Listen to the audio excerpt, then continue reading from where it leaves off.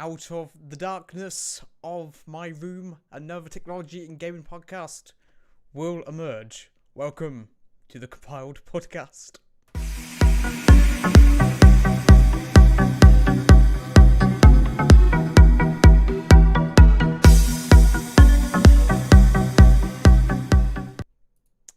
Yes, hello everybody, welcome to, something that I've had in the works for quite a while. This is called the Compiled Gaming and Technology. I don't quite know how we're going to work it. Podcast, new show type thing. I still don't know how this exactly is going to play off. I've been wanting to make a return to my technology roots, my MLC tech gaming and gaming channel that I used to do back in the day. And this is sort of a minor revival. Like, I don't know if I'm going to get time to do full-blown video reviews again. I'm hoping to. I've got loads of stuff I want to review. But this sort of thing is just going to be more relaxed, more casual sort of thing where we can just relax and, talk about what's happening in the world of tech and gaming and, have a conversation. Say things in the chat. Have a conversation. Let's discuss what's happening with the news and stuff. Yeah, this is... I don't quite know where this is going to go, but we're going to try. We're going to try and make this, something good. And this isn't even the first time I've tried this sort of thing. Back in 2015, I tried to, make my own version of the Linus Tech Tips 1 show back in the day, where I was trying to copy it pretty exactly. So, I want to actually, before we jump into today's topics, I want to actually show you what this looked like. So, let's go over. Oh, yeah. So, back in 2015, the MLC Gaming News and Tech Show, we didn't even have a name back then. So, this is me from 2015. Tech and Gaming News Show. So look at that. We're not really established camera. at the moment. We haven't really done anything at all. This is our first official. This is sort of a sequel. Live. 5 years later. But yeah, it didn't really do. Oh, I even like my own video like some pleb. Anyway, so this was 2015. I last tried to do a new sort of show. Look at that. Look at that quality. Oh my god. Yeah. So that is where I started. Then I did progress into actually making technology videos. I even was fortunate enough to even get some products sent to me back in 2016 when I was properly into it. Then I buggered off trying to make some music. I don't know. I might return to doing that again soon. But with that said, I am Matthew from MLC Tech. It feels good to say that again. Let's jump into the news. So the first thing we're going to talk about, we're going to have a bit of a ranting session today. So we're going to be talking about different topics. Ranting Matthew's going to come back and we're going to discuss all that stuff. So what's been happening since I've been away? Well, technology landscape's changed completely, if I'm being honest, in terms of where we are. Intel, Nvidia, how they've been, and AMD. AMD's come back since I last made a YouTube video on technology. I never thought that would happen. AMD come back with Ryzen. That's happened. Nvidia's brought out new graphics card. AMD, they've done nothing on graphics cards, but Big Navi could be promising. Who knows? But the big thing at the moment, of course, there's going to be the console wars. We're going to discuss the pre-order fiasco, the bots, and all that stuff, and also Nvidia 30 series graphics cards. We're going to discuss that.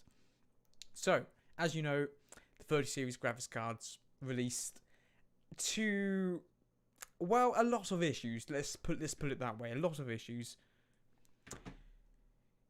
So what happened? Well, the Nvidia 30 series card, fantastic card. Of course, it after 2 years, there's big generational leap. Second generation of RTX. It's pretty good. Not gonna lie. Ooh, I got a ding. Who's dinging me? Oh, there we go. So yeah, pretty big leap. So the 3080 is a fantastic card. It performs well. And for the price, I don't know, you could argue it's been 2 years, so of course we're expecting that performance gap. But yeah, it's a monster. Yeah, gaming, 4K gaming's pretty much becoming mainstream now.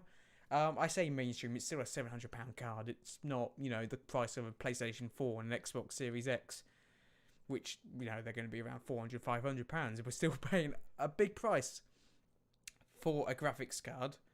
So it's still not in the level as, it's not obtainable for everyone, but it's getting pretty damn close.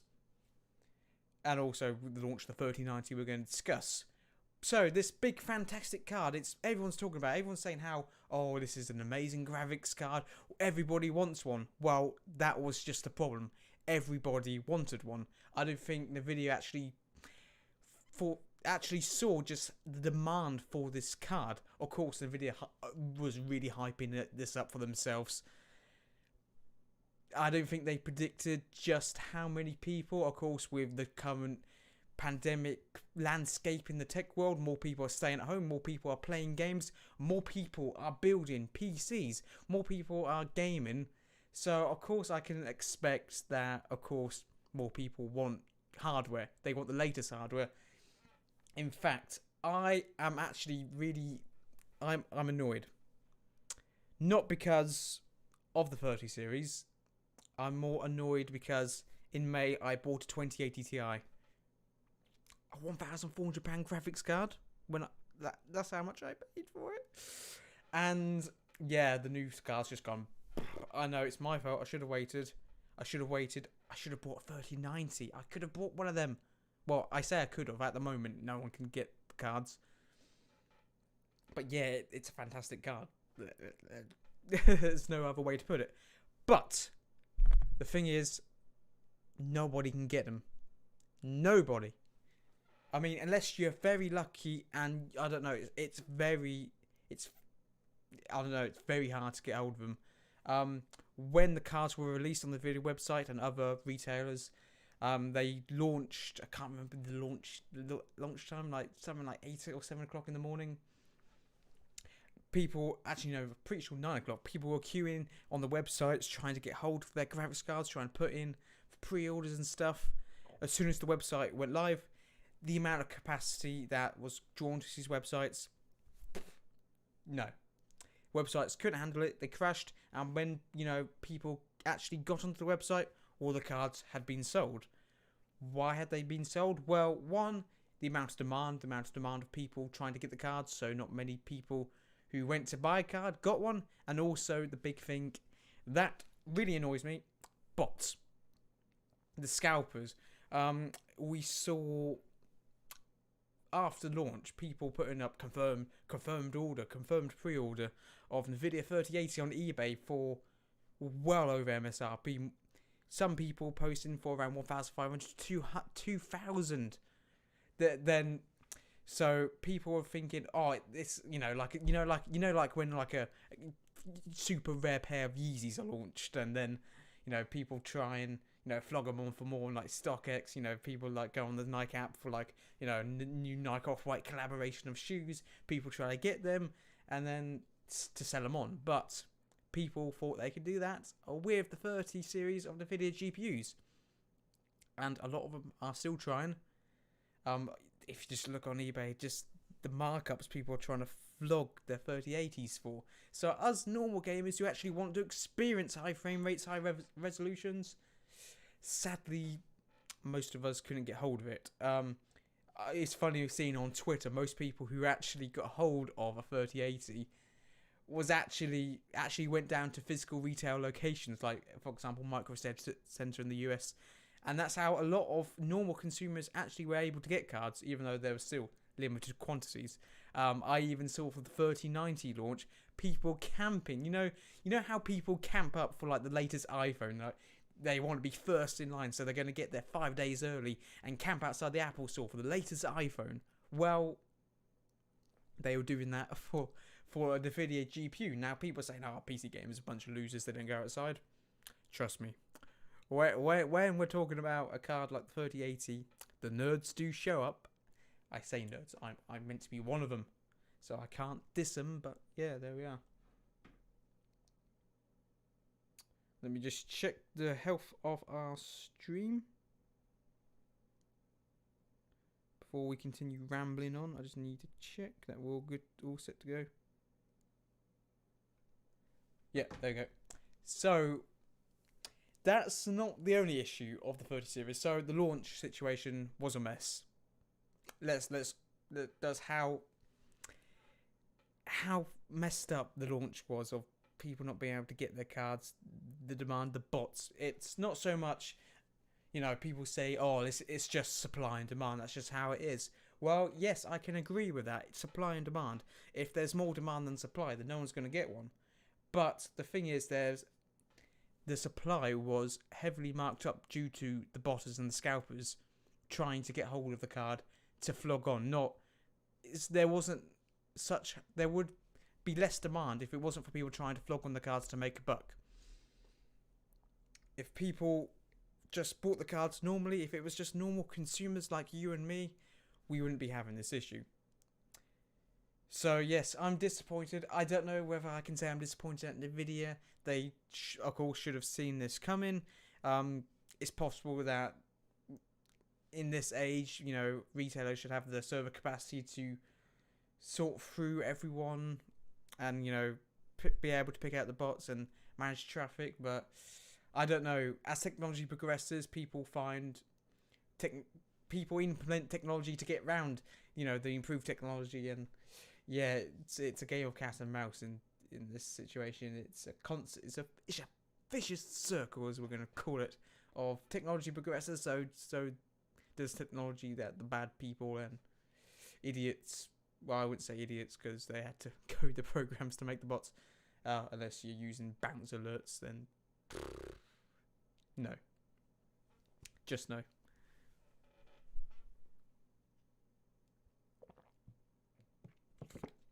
So, the 30 series, the launch issue of people trying to get the cards, that was pretty bad. But it gets better. I say it gets better in a sarcastic tone. It doesn't get better, it gets worse. Because the 3080 apparently is having issues. Capacitor issues, as we found out, apparently, to power delivery capacitors. Yeah, that's the problem with a new architecture. That's producing a lot of power. That's why we got beefy coolers. And mind you, the engineering that Nvidia put into the new cooler is actually really good. So the Founders Edition, if you can get one, is still really good. Though the Founders Edition, while the core performance is good and quite unique, I don't know. I want to love it. I really want to love it, but I just can't. I don't know. I just don't like the look of it. There's just something about it. I just can't wrap my head around it and come to like the design. Like I don't know. It's practical. It's very practical. It works very well. But whether I can say I like it is another thing. So that's where I'm at the cooler. It's don't get me wrong. It's a good piece of engineering. So getting into the topic of the Nvidia 3080 issues. So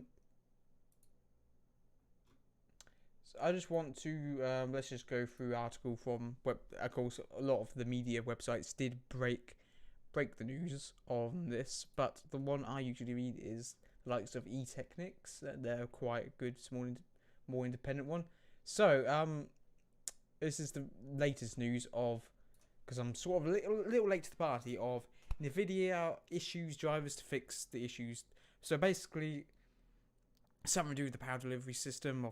Apparently it was limited down to the capacitors. Apparently, I don't know quite the full details, full breakdown. People like Gamers Nexus, they do really good breakdowns of this technical stuff.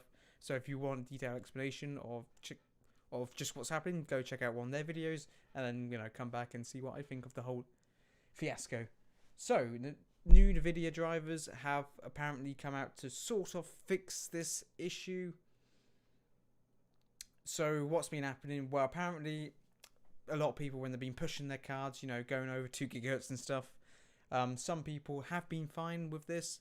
It's not on every card, it seems, so far, but a lot of people have been experiencing this issue, especially on EVJ. EVJ came out with this, and yeah, it's a bit of a shit situation in all honesty.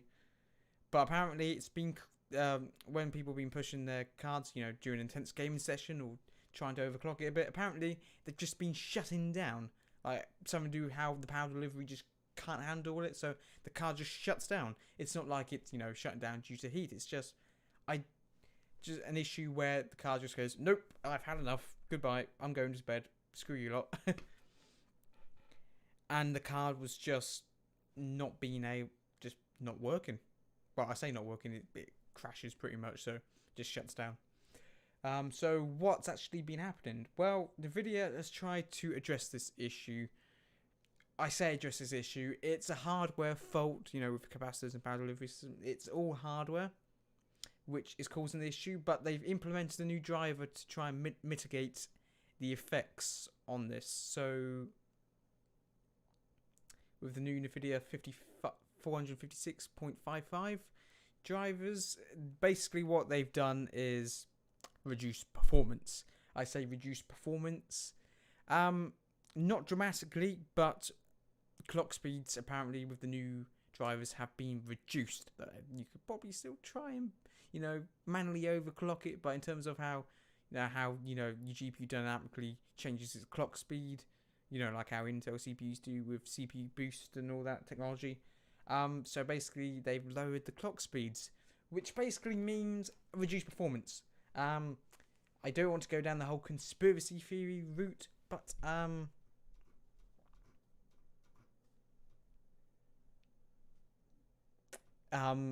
yeah. So yeah, let's just quickly look through this. So apparently the drivers, their boost clock speeds now being limited between 1950 megahertz and 2110 megahertz. So we're not quite getting over 2 gigahertz mark. Apparently the issue confirms around the 2000 megahertz mark. So yeah, this is their solution. I don't know. Could Nvidia recall cards? I don't know. Probably not. It's probably too much already from where we are to recall all the inventory of 3080s.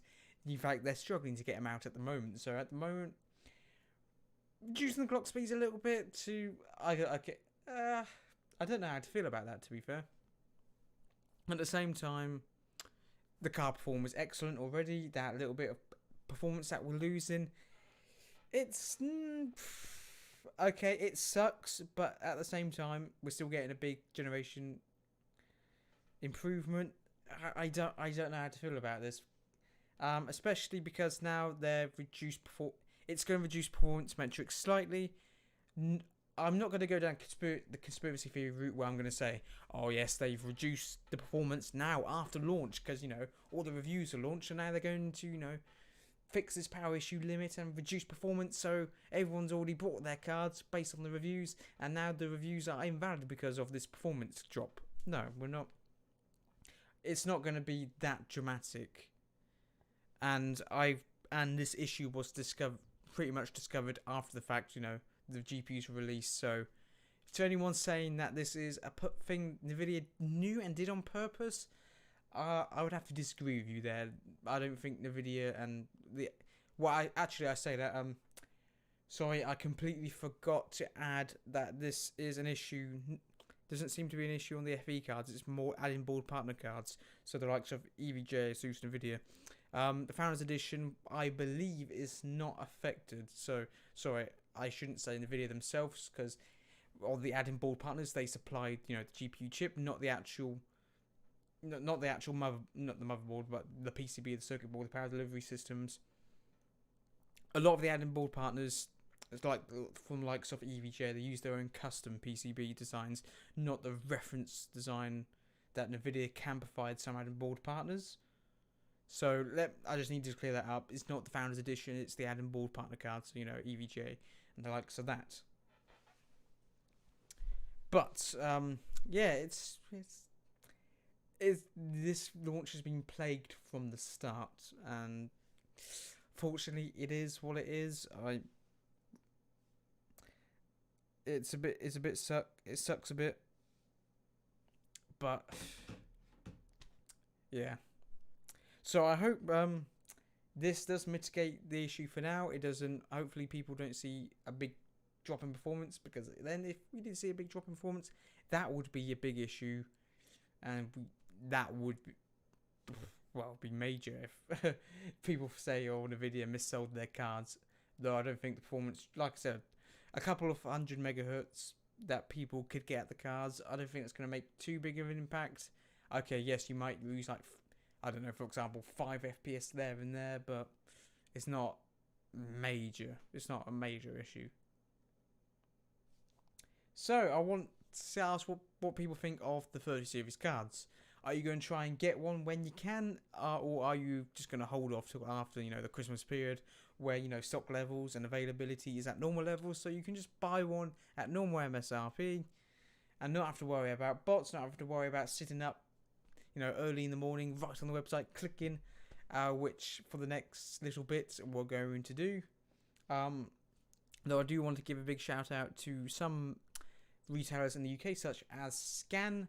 Not overclockers, because I think they made a bit of a cock up and a bit of a mess in their pre-order system. But Scan actually have been pretty good in honouring people's pre-orders, though they said it's going to take time for orders to come. But they are honouring the pre-orders that actual people have. Nvidia claim to be manually reviewing orders, so bots don't get orders. Though it's going to be hard to sift through all the orders and actually decide what's what. But hopefully Nvidia does do a good go, but I can't see them being able to fish out all the bots that there already are. I thought the capture methods and the stuff for that website's implement already was already at a good level, but clearly I was wrong. But there we are. Another thing I want to discuss is the state of the PC hardware market.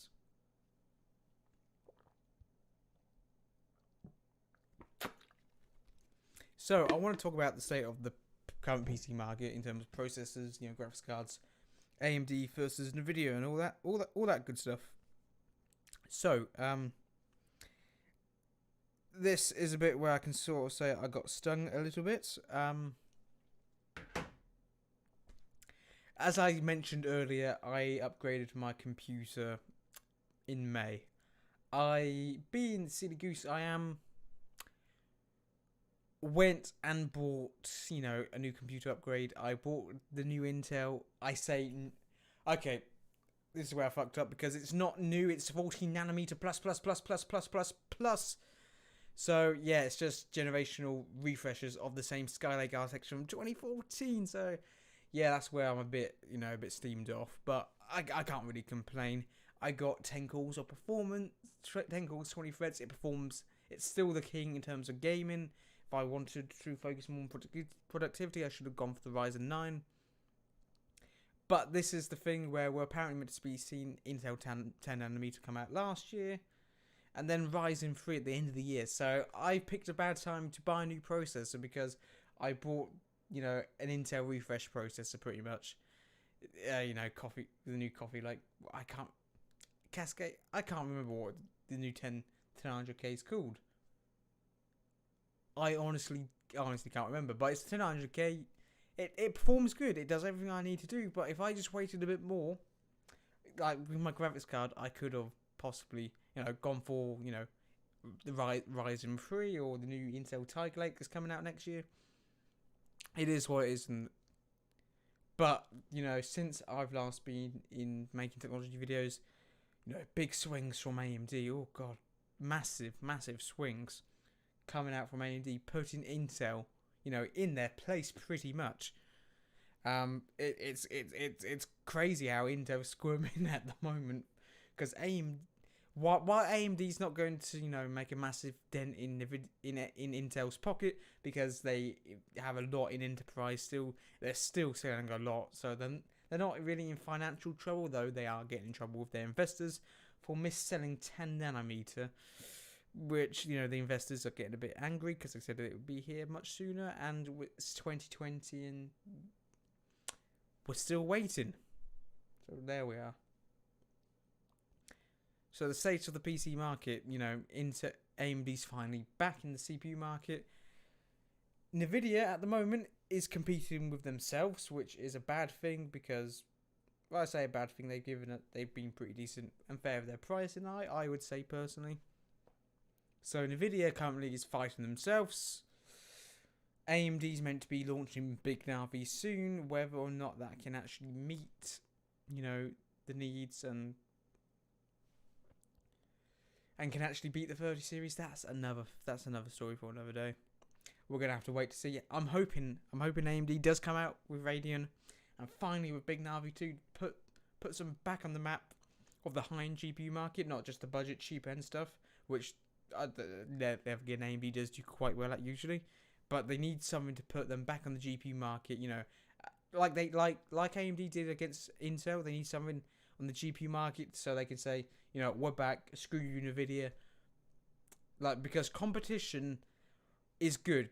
I don't believe someone should be, as we're going to talk to later with the consoles, I don't think anyone should really, have a brand loyalty as such, because at the end of the day, us PC enthusiasts want the best performance, and we don't, and you shouldn't really care what brand that comes from. As long as you get the best performance you can, you shouldn't really be, loyal to a certain brand.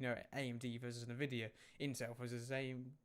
Yeah, I don't believe you should have brand loyalty as such. Whatever company does the best thing for what I want to do, that's where I would go.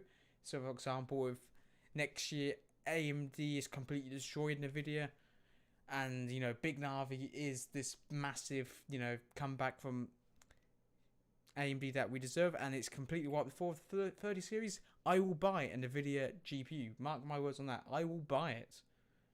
But if they don't, and Intel Nvidia still king, I'm going to buy a Nvidia GPU. That's just how I work. It's not, I really love AMD and I'm team AMD only. Screw Nvidia.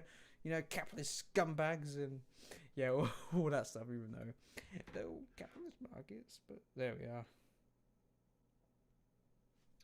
So hopefully in the future, PC competition is going to get much stronger, because there's only one winner from this.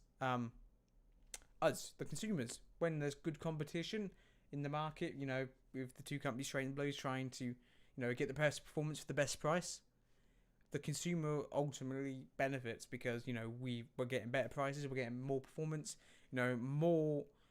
Like how you'd say how technology progresses a lot in wartime. Wartime within Nvidia versus AMD. Battle of the top GPU. That's the sort of wartime I want to see. People battling. To bring out the best technology in the PC market, because the two are going head to head at each other. It promotes a good amount of innovation when there's competition. Which is why Intel is in the trouble it is at the moment, because it for so many years Intel was king. It's all AMD for the FX. Bless them. They really balls that one up. We can sit here on our asses because AMD's not going to come back. Surely. Then they did, and Intel was like, oh, that happened.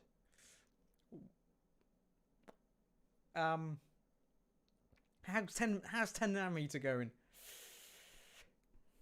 Oh, it's delayed for another 4 years, is it? Oh. And what's that? AMD's on 7 nanometer already. Let's just lie to our investors. It's alright. They're not gonna know. Let's just rebrand 14 nanometer and Skylake and try and hold out for another 4 years from 40 nanometer plus. I forgot how many pluses there are now. Jesus Christ. But yeah. Hopefully Intel does come out. Hopefully Intel's 10 nanometer is good. And part of me wants it to really beat Ryzen 3, personally. Just so, Intel, comes out back on top of the market. Because, development. Because it means, Intel's going to try harder than AMD's going to try harder, which will mean Intel will then try harder. So, like I said, it's the consumer benefits. Anyway, let's talk about another piece of technology that no one gives a shit about. Actually, I do tell a lie. everybody cares about this. With the console. I don't know. Let's talk about the console wars. PlayStation 5, Xbox Series X and S. Which, funny fact, I see what you've done, Xbox Series S and X, because it sounds like sex. So, yeah. Though you were only having one. Anyway, with that said, let's talk about console pre-orders. Yes, the Xbox had the same issues as Nvidia did, which was, scalpers, bots, and massive demand of people trying to get, their pre-orders in for the PlayStation 5, websites crashing.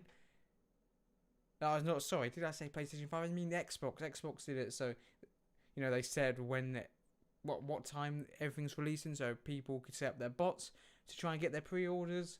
I personally didn't bother trying to get an Xbox because I'm a PC gamer, and I'm thankful for Microsoft because they've integrated, Xbox and PC, trying to make it one ecosystem. So this time around in the console wars, Microsoft is being much more consumer friendly than PlayStation is actually being at the moment. So last year, Xbox was painted as the villains and PlayStation was the big heroes of the console wars last time around.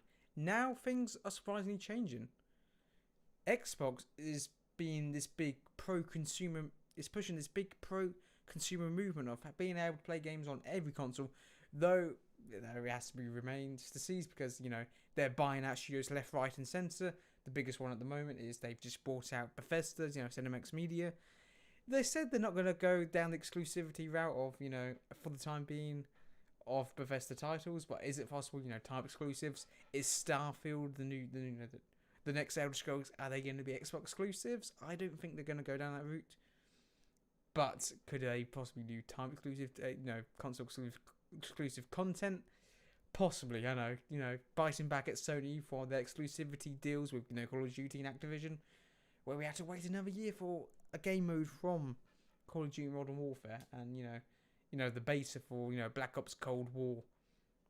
That was a PlayStation exclusive, so it's possible that they're not going to go down entirely exclusivity, but elements of Bethesda titles will be Xbox exclusive to bite back at PlayStation for their exclusivity deals they made during the PlayStation 4 eras and with Call of Duty and all that.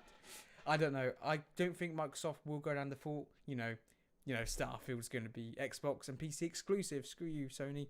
I don't think they're going to go down that route. I personally think they are doing a big pro-consumer move, saying, we believe you can play. You should be able to play your games on any platform you want, whether that is a Microsoft Studio title. I don't think games like Halo, they're not coming to PlayStation, but it remains to be seen because Microsoft are making big moves in the game studio space, so they are acquiring quite a lot of studios.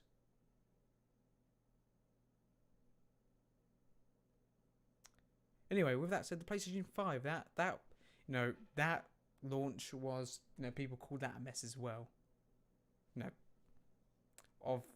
How they didn't announce when, the pre-orders were going to go live. They said like a couple of days later, pre-orders are going live at this time on this date, but then out of the blue, they just launched they just launched it. Pre-orders randomly. This is so the bots and scalpers couldn't get set up in time, so actual consumers can actually get hold of a PlayStation 5. Which I don't know. Part of me thinks, part of me thinks that's a good move, Sony. That's how you combat the scalpers and the bots. But then a lot of normal consumers as well wouldn't have been prepared and would have missed out on a PlayStation 5 as well. So I don't know. It's hard. You can see it from both views. Of was PlayStation 5 pre-orders successful? Were they not? No idea. To be fair.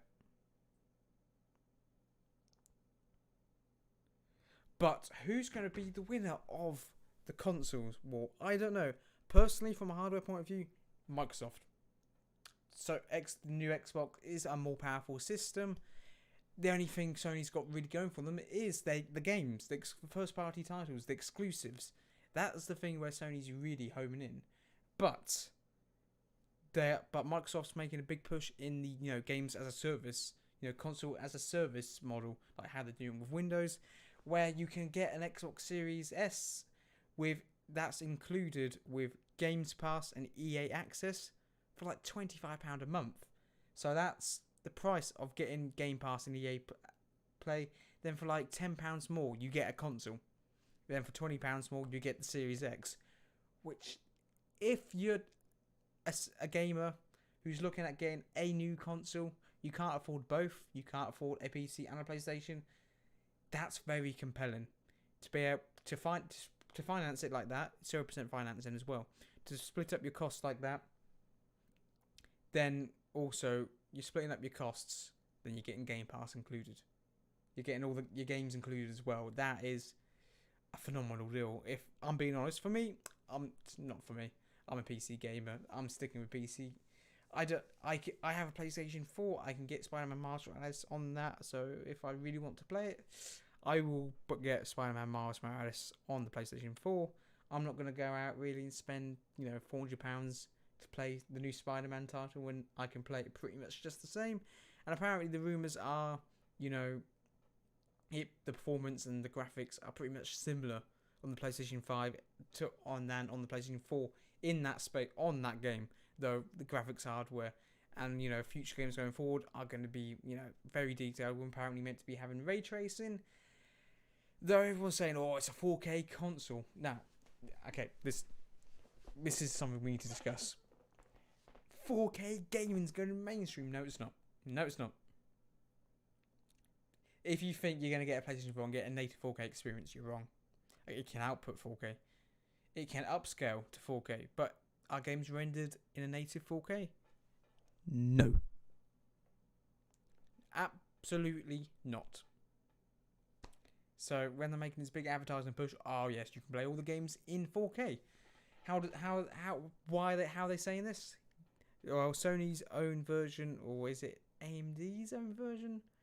Because it's running all the AMD hardware of DLSS, of super sampling, which to be fair, the Nvidia's technology they've done in the super sampling, it's very good, very impressive. But I don't like this push where they're saying, oh yeah, 4K gaming, when the game's not being rendered in 4K. It's been upscaled to 4K, and we've seen a lot of game titles running at 1440p, 60 frames per second. Yeah, which is alright. It's alright. I suppose for £400, that's still that's a very good deal. Though I don't like the marketing push they're going for, the 4K game experience, because it's not. It's not. And if you want to say that to yourself and you trick yourself into believing that, you've only got yourself to blame when you find out, oh, it's only upscale, not native 4K. But I suppose you get what you pay for. A 1440p 60 frames per second little box for less than £500 is still pretty good. I can't complain for that. It's just I don't like the marketing push they're going for it. I just can't get to grips with that. Though DLSS is a very impressive technology and does work really effectively, so of course, you're going to get a good gaming experience regardless, but I don't know, it's just the marketing push they're going for, 4K gaming. Really annoys me. Though it probably shouldn't. At the end of the day, it's just technology, but I'm allowed to complain about something in life. If it's not politics, if it's not Donald Trump, if it's not, coronavirus, if it's not what's happening in the world and political movements, I can talk about PlayStations. There. I said it. Anyway, I don't know. It remains to be seen just who's going to win the console wars. So far, Microsoft is bigging up the consumer. Sony's bigging up the exclusives. Microsoft has the better hardware. Microsoft has the better gaming package for monthly payments. The design, I hate the design of the PlayStation 4, PlayStation 5. I mean, it's an ugly console in my opinion. I wouldn't want it on my desk. Though at the same time, if you just care about performance, Xbox Series X, that's the one. But I don't know. I like the look of the Series X. It's just a small mini ATX, not mini ATX, a little micro ITX little computer build. I like the design of it. It's clean. It's simple. PlayStation 5. The PlayStation 5. I'm gonna be honest with you. The PlayStation 5 reminds me of a Honda Civic Type R. You know, where they kept, gluing lots of angular pieces. Edgy gamer, rah. Out there. I don't like it. Though Sony's gonna make hell of a lot of money, ship a lot of units, I'm sure. But it remains to be seen. So, anyone in the comments that you want to post about what you think about the console wars? Are you going to pick up a new console? If so, which one are you going for and why? What sort of games are you looking forward to in the new console launch? Or are you just, like me, going to stick with your PlayStation 4 because you have a PC already? Or you're just going to stick to PC because that's just the platform you are?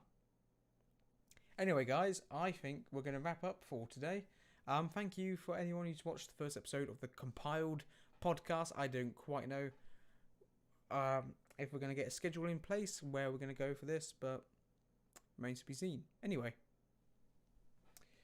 if anyone, I don't know, in future shows, put comment down below any opinions. If you want to join the discussion, feel free. Hit me up on Twitter. That's meant to be in the description when I do it. So yeah, I'm always about somewhere. Find me on social media, MLC. So, with that said, we're going to get on out of here. Thank you anyone who watched. And we will catch you in the next Compiled podcast. Thank you everyone for watching. Oh, and Baby Yoda. Bollocks. Anyway, I think that's a sign I should get on out of here. Anyway, guys, thank you for watching. For fuck's sake. I'll see you in the next one.